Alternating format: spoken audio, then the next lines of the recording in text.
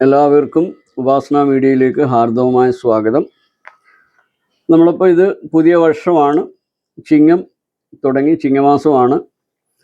അപ്പോൾ നമ്മൾ ചിങ്ങമാസത്തിലാണ് പഞ്ചാംഗങ്ങൾ ഇറങ്ങാറുള്ളത്.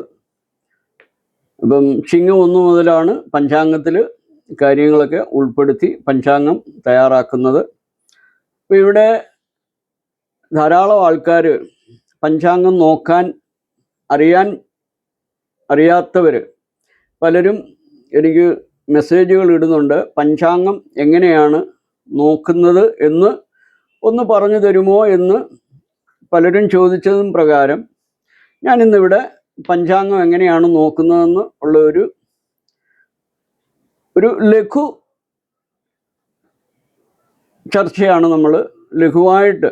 അതായത് പഞ്ചാംഗം ധാരാളം കാര്യങ്ങൾ പഞ്ചാംഗത്തിനകത്ത് നോക്കാനുണ്ട്.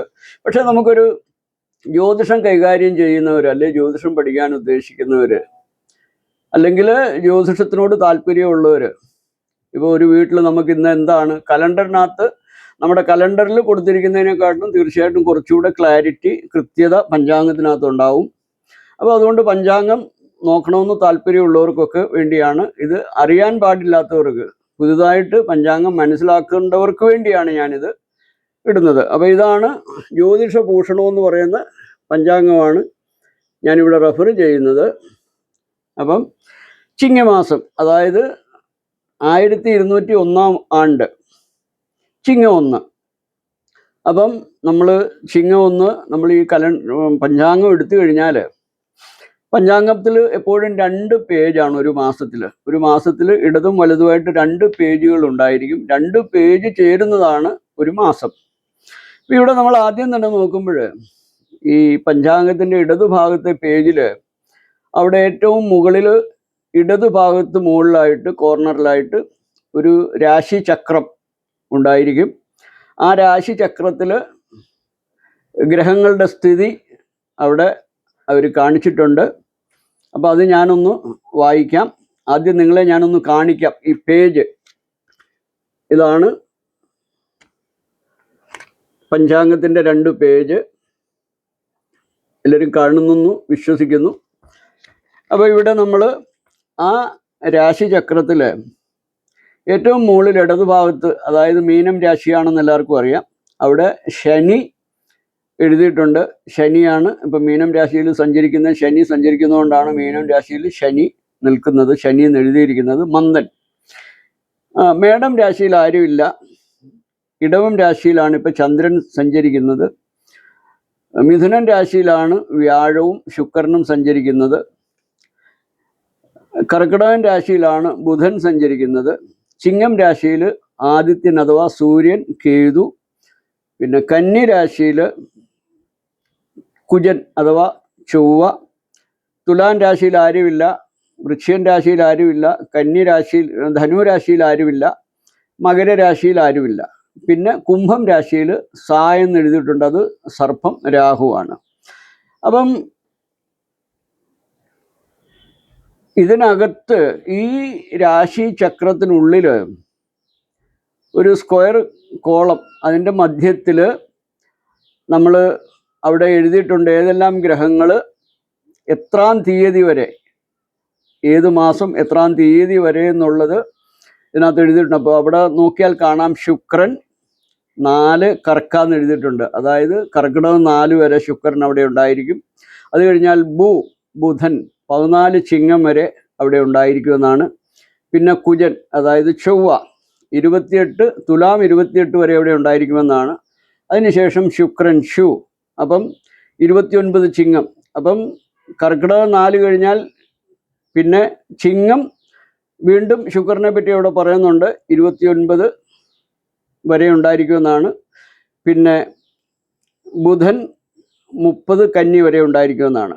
അപ്പം ഇതേ രാശിചക്രം തന്നെ ഈ ഇടതുഭാഗത്തെ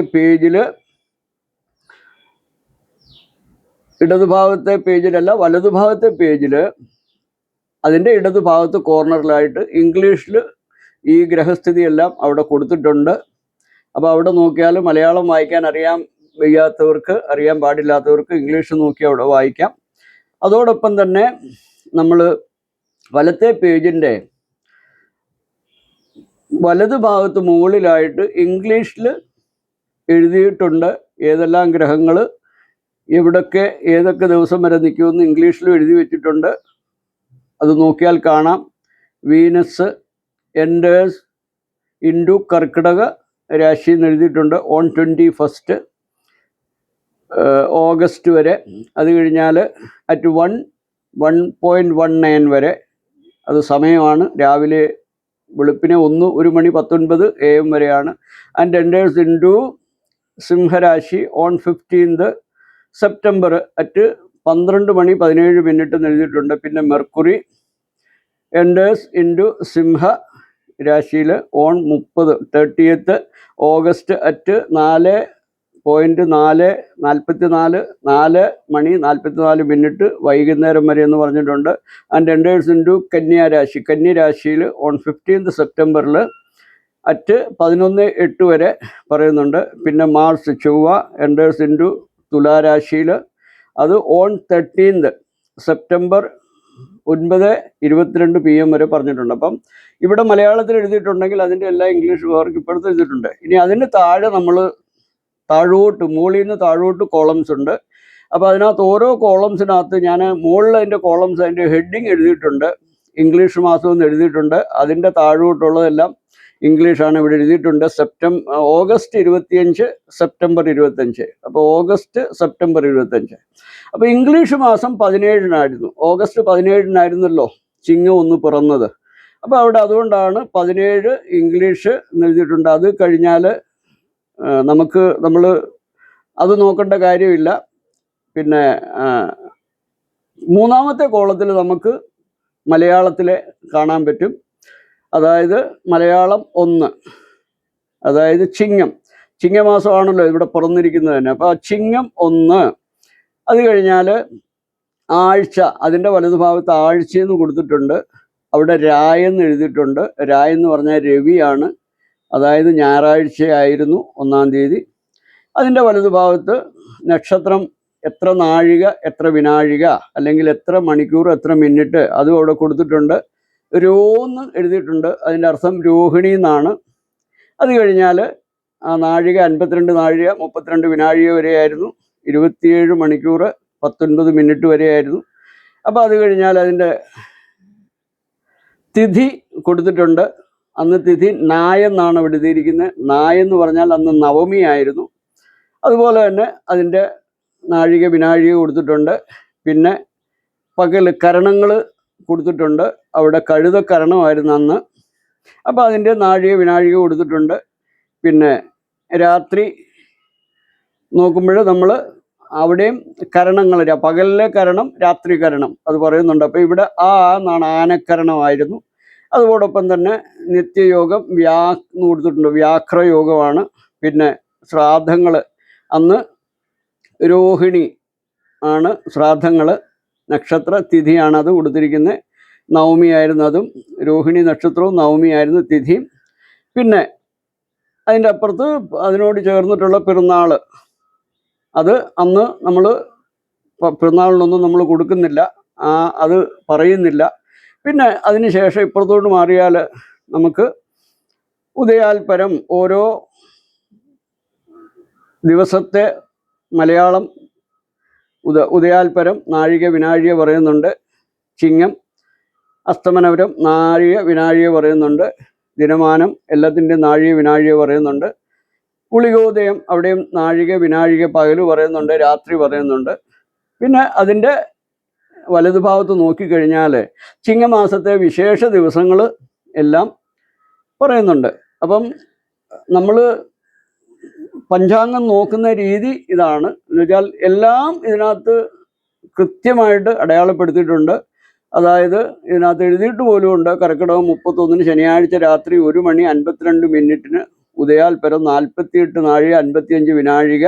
കാർത്തിക നക്ഷത്രം 4-ാം പാദം ഇടവക്കൂറിൽ ചിങ്ങ രവി സംക്രമമായിരുന്നു. അതായത് 11 ചിത്തിര വൈധൃതം, 24 ഉത്രട്ടാതി ലാടം. ഇതെല്ലാം പഞ്ചാംഗത്തിൽ കൊടുത്തിട്ടുണ്ട്. അതോടൊപ്പം തന്നെ നമ്മളിത് പഞ്ചാംഗം നോക്കുന്ന രീതി ഇതാണ്. അപ്പോൾ നമുക്ക് ഇത് 2 പേജിൽ ചിങ്ങമാസത്തെയാണ്. അടുത്ത പേജിൽ വരുന്ന ചിങ്ങം കന്നിമാസത്തേതായിരിക്കും. അപ്പോൾ ഇതുപോലെ തന്നെയാണ് നമ്മൾ പഞ്ചാംഗം നോക്കുന്ന രീതി. എല്ലാം വളരെ കൃത്യമായിട്ട് കൊടുത്തിട്ടുണ്ട്. ഒരു പ്രാവശ്യം ഒന്ന് നോക്കി, പുതിയ ആൾക്കാരാകുമ്പോഴേ ഒരു പ്രാവശ്യം ഒന്ന് നോക്കി മനസ്സിലാക്കി കഴിഞ്ഞാൽ പിന്നെ വളരെ വളരെ നിഷ്പ്രയാസം പഞ്ചാംഗം നോക്കാൻ പറ്റുന്നതായിരിക്കും. അപ്പോൾ എല്ലാവർക്കും ഇത് മനസ്സിലായി കാണുമെന്ന് വിശ്വസിക്കുന്നു. എനിക്ക് മെസ്സേജ് ഇട്ടവരെല്ലാം ഇത് കാണുക, മനസ്സിലാക്കുക. ഹരി ഓം ഹരി ഓം ഹരി ഓം.